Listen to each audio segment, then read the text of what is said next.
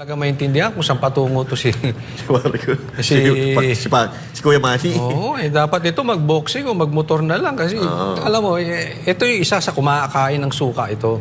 Kinain niya yung suka niya ni ano. Dahil sabi niya, isa pa, sinabi niya magnanakaw. Ito si Marcos. Ngayon, andyan ka sa kampo ng magnanakaw. Ikaw may sabi niya na, magnanakaw ang Marcos. Diba? So, paano may papaniwalaan ng taong bayan yung mga pinagsasabi mong ganyan? Sino maniniwala sa iyo niyan? Unless na ikaw ay supporter ng magnanakaw. Dapat ipaliwanag mo yan, Manny.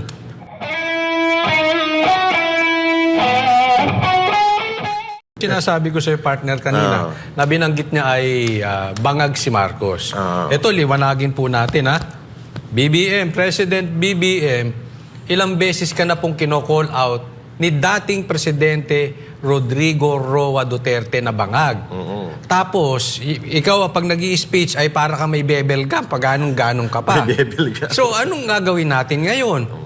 Masisisi ba natin yung taong bayan na pinagdududahan kang adiktus? Kung kami ay sinasabihan mo na parang pinabili ng suka, kayo dyan ay parang pinabibili ng pulburon. Ay, ano pang dapat natin gawin, Marcos? Diba? Sasamahan ka nga daw, dyan kayo sa Luneta, sabay kayo magpa-drug test. Ang tagal nito Overdue na po itong drug test na ito. Tapusin na po natin. Alam mo, ako dapat, itong mga senador ng team sinusuka, alyansang sinusuka, dapat convince nyo yung boss nyo. Boss, masisira tayo dito. Pa-drug test na tayo lahat. Tito Soto, di ba nagpa-drug test kayo nung 2016 presidential election? Si Lacson. Ba't hindi nyo simulan ngayon? Pa-drug test kayo.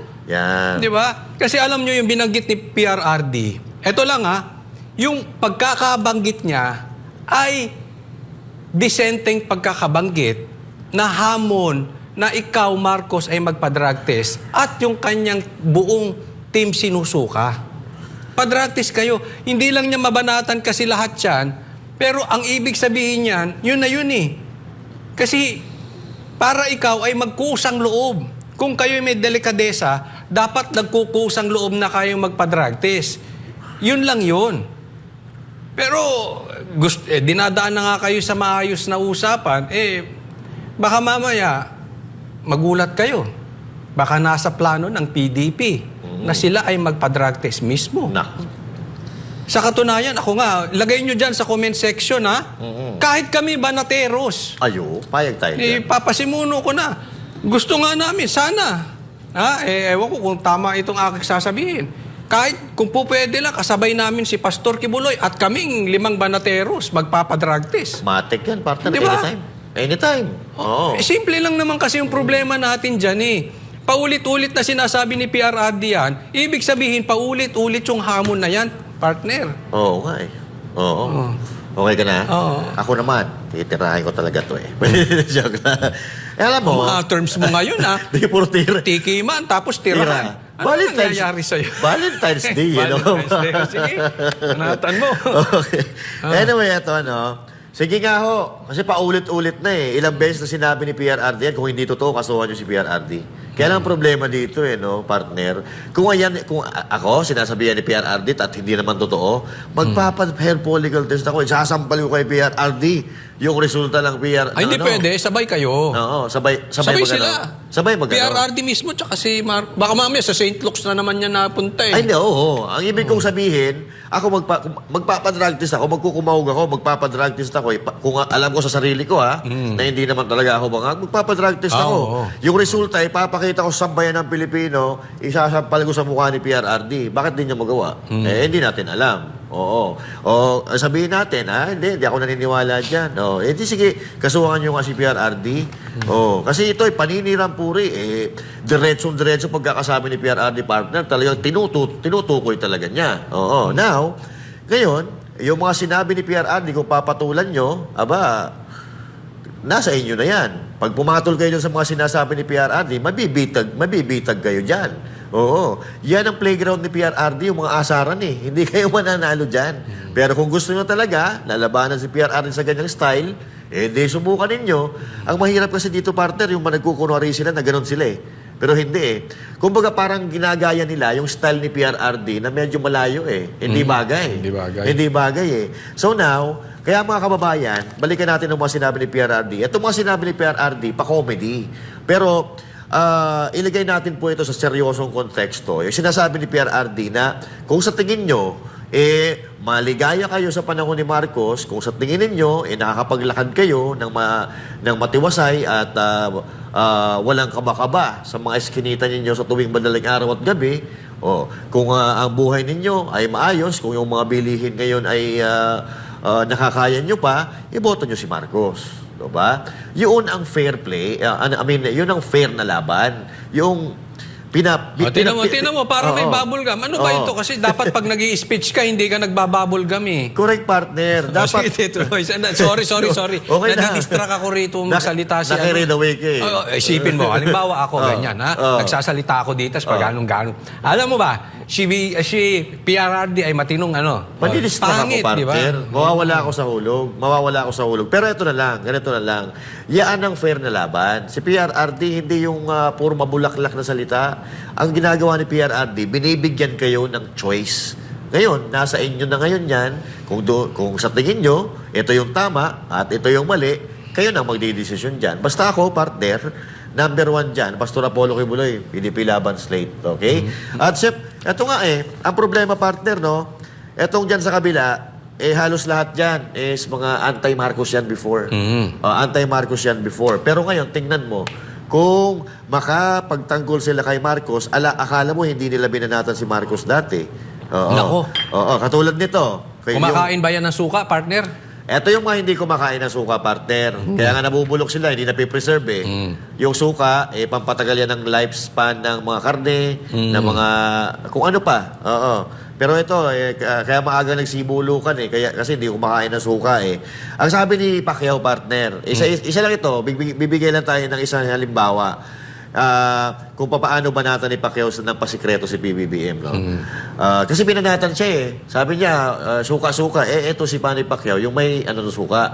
May tawag dito, may commercial na suka. Gumanti ngayon si Pacquiao. Sabi ni Pacquiao, bilang Pilipino, proud na proud ako dahil nailagay natin sa mapa ang ating bansa. Ba't kailan ba nawala sa mapa ang ating bansa? Parang di naman, di ba? Nandiyan naman sa mapa talaga yan eh. At ang nais ko po, sana tayong lahat ay magkaisa para sa isang pangarap na umasenso ang bawat Pilipino, bawat pamilya. Ako'y nalulungkot sa dami ng problema ng ating bansa. Parami ng parami ang walang trabaho, maraming nagugutom, at gano'n na lang ang aking concern sa mga kababayan nating mahihirap. Siguraduhin nyo na yung mga mahihirap na tao ay maprotektahan at magkaroon ng sustainable livelihood. Ano komento mo dyan, partner? Ayun sa screen. Hindi ko na talaga maintindihan kung saan patungo to si Kuya Manny. Dapat ito mag-boxing o mag-motor na lang kasi alam mo, ito yung isa sa kumakain ng suka ito. Kinain niya yung suka niya sabi niya, isa pa, sinabi niya magnanakaw. Ito si Marcos. Ngayon, andyan ka sa kampo ng magnanakaw. Ikaw may sabi niya na, magnanakaw ang Marcos. Diba? So, paano may papaniwalaan ng taong bayan yung mga pinagsasabi mong ganyan? Sino maniniwala sa'yo niyan? Unless na ikaw ay supporter ng magnanakaw. Dapat ipaliwanag mo yan. Manny. Close kami, no? First name basis. Hindi, Manny, paliwanag mo yan. Kasi hindi ka talaga uubra sa taong bayan. At alam mo yung credibility mo nakasalalay dyan. At mamaya, last mo na yung huling stint mo ng senador, hindi ka na manalo ulit. No? Pag hindi mo pinaliwanag yan, lulutuin ka talaga ng tao. Until, ulitin ko, i-reconcile mo yung sinasabi mo, ano ba talaga si Marcos? Manny Pacquiao, sabihin mo, magnanakaw ba or hindi magnanakaw si Presidente Marcos? Ngayon, saka natin titingnan yung mga isasagot mo. Dahil magkaiba eh. May, definitely, may Manny Pacquiao na nagsisinungaling. Oo. So, antayin natin, ha? Kung gusto mo, pwede ka naman namin ditong interviewin. Yan. Kung gusto mo naman, pwede ring suntukan kayo ni Boss Dada. Ikaw yung naghamon. Ay, ako pala.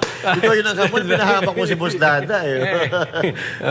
Sige, partner. But anyway, hindi natin alam kung sino man pa kayo nagsisinungaling. Yung boksingero ba o yung politiko? Oo. Hindi natin alam doon. Pero partner, ikaw naman, Senator Pacquiao, naging senator ka na. Sana yung statement mo ngayon, na ipinapangako mo, ginawa mo na nung ikaw ay naging senador. Di sana ngayon, hindi ka nahihirapan na kumandidato. Kasi, eto kasi ang problema doon sa mga kandidato, mga politiko na maraming sinasabi. Di ba? Yung taong bayan, tingnan mo si PRRD. Ano sabi ni PRRD? Bahala kayo. Kumpara nyo na lang. Kung okay ba ngayon kaysa noon, kayo na mamili. Samantalang ito iba, paliwanag sila ng paliwanag kasi wala silang nagawa. Di ba? Wala silang nagawa. Kumbaga, dadalhin nila sa mabulaklak na salita. Sinasabi ko nga lagi, partner lagi naman natin sinasabi ito sa mga vlog natin na pag ikaw ay nagreserbisyo ng matino, kapag ikaw ay may nagawang matino sa gobyerno, yung mga ginawa mo, yun na mismo ang magpo-promote at kakandidato sa'yo. Yun na ang magbubuhat ng iyong bangko, yun ang magpapakilala sa'yo sa mga Pilipino. At kahit hindi ka na mangampanya, mananalo ka dahil meron kang nagawa. Meron kang resibo, partner. Oo.